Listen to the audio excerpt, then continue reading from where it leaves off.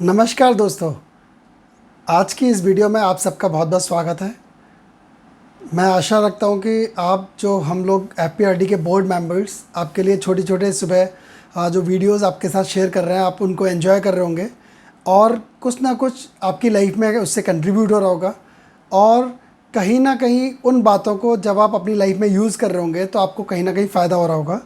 इसी आशा और विश्वास के साथ मैं आज अपना टॉपिक, एक जो छोटा सा टॉपिक मैंने लिया है, छोटा है मगर बड़े काम का टॉपिक है, क्योंकि मैं आपसे से कुछ एक्सपीरियंस भी यहाँ शेयर करूँगा जिससे आपको पता लगेगा कि हाउ इम्पॉर्टेंट इट इज़।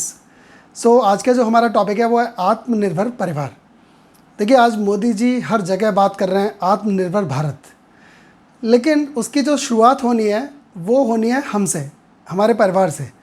जब तक हम लोग आत्मनिर्भर नहीं होंगे तब तक आत्मनिर्भर भारत बनना थोड़ा सा मुश्किल है। तो जैसे मैं बात कर रहा हूँ आत्मनिर्भर परिवार, इसका क्या मतलब मैं यहाँ पे आपके सामने प्रेजेंट करना चाहता हूँ या इसके पीछे क्या मैसेज आपको देना चाहता हूँ, मैं अब उसकी व्याख्या करना चाहूँगा। मैं आपको एक छोटा सा एग्जाम्पल देता हूँ कि सन 2002 में जब मेरी वाइफ ने, पूजा ने LIC एजेंसी ली थी, तब मेरी बेटी 1.5 साल की थी।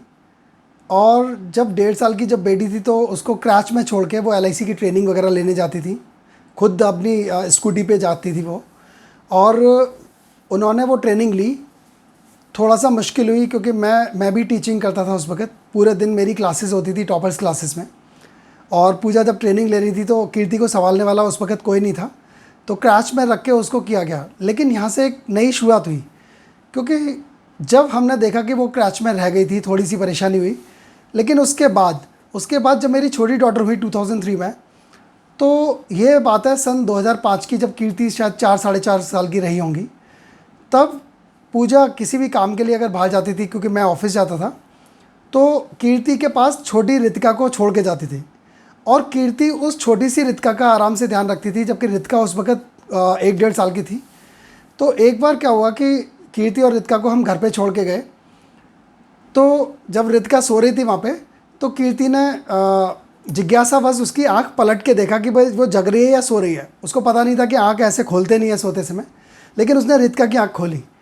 और इस प्रोसेस में रितिका की आंख का जो ऊपर का पार्ट है वो पलट गया, उल्टा हो गया। तो यानी कि उसकी सिचुएशन ऐसी थी कि कीर्ति एकदम डर गई। कीर्ति ने तुरंत हमें कॉल किया, पूजा को कॉल किया, और पूजा तुरंत घर की तरफ भागी। वो द्वारका में ही थी फॉर्चुनेटली, तो घर पहुंचने में मुश्किल से 10-15 मिनट लगे। लेकिन घर पहुंच के उन्होंने, कीर्ति ने बताया कि ऐसे ऐसे मैं ये कर रही थी और ऐसे हो गया। तो वो मुझे इंसिडेंस इसलिए याद आ रही है क्योंकि अगर मैं अपनी बेटी को उस वक्त घर पे नहीं छोड़ता या उसको बताता नहीं कि फ़ोन कैसे डायल करना है, या उसको ये मैसेज नहीं होता कि भाई किसी भी चीज़ में हमें तुरंत कॉल करना है, तो वहाँ पे सिचुएशन बिगड़ भी सकती थी। और आज की डेट में हम जैसे कितनी जगह ट्रैवल हमने किया है, लेकिन आज हमारी daughters independently they can manage their food, home and everything.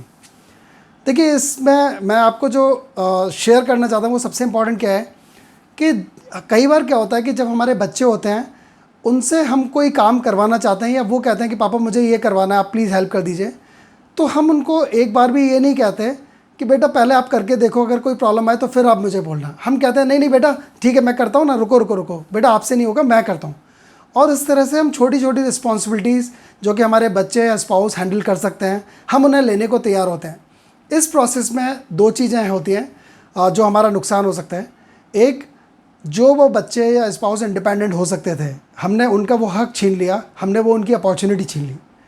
और दूसरा जो नुकसान है कि जो समय हम किसी और चीज़ में लगा सकते थे, उससे बेहतर प्रोडक्टिविटी दे सकते थे या काम कर सकते थे, उस समय को हमने उस काम में लगा दिया जो कि शायद हमारे बच्चे कर सकते थे अगर हम उनको ट्रेन करते या आत्मनिर्भर बनाते। सो फ्रेंड्स, परिवार को आत्मनिर्भर बनाना बहुत ज़रूरी है।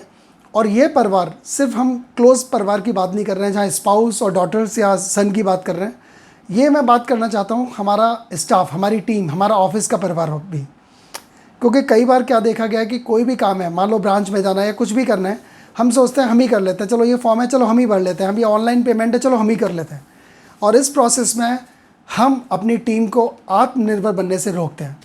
हमारी आत्मनिर्भरता इस बात पे डिपेंड करती है कि हम अपने परिवार के सदस्य और अपनी टीम को कितना ज़्यादा आत्मनिर्भर बनाएं।